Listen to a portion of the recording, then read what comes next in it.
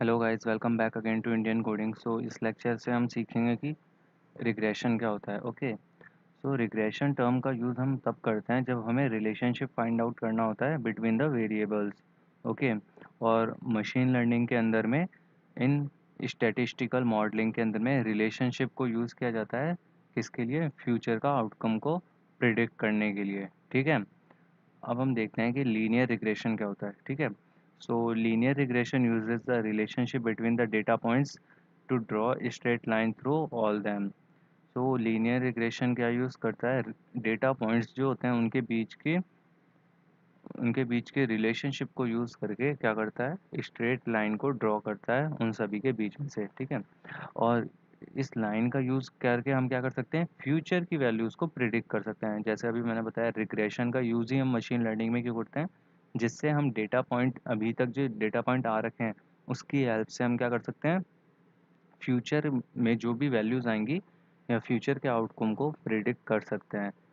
ठीक है, तो अब आइए हम इसको देख लेते हैं कि हम इसका कैसे यूज़ कर सकते हैं। तो पाइथन में क्या मेथड्स होते हैं, मेथड की हेल्प से हम इसका यूज़ कर सकते हैं।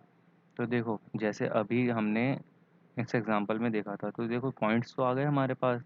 ओके, अब हमें क्या करना है? इनके थ्रू एक लाइन जनरेट करनी है जिसकी हेल्प से हम फ्यूचर की वैल्यूज़ को प्रेडिक्ट कर सकें। तो हमने कुछ हमारे जो मॉडल्स हैं उसका यूज़ किया है नमपाई के अंदर में, और एक स्काई पाई का यूज़ किया है हमने, जिसकी हेल्प से हम क्या कर सकते हैं?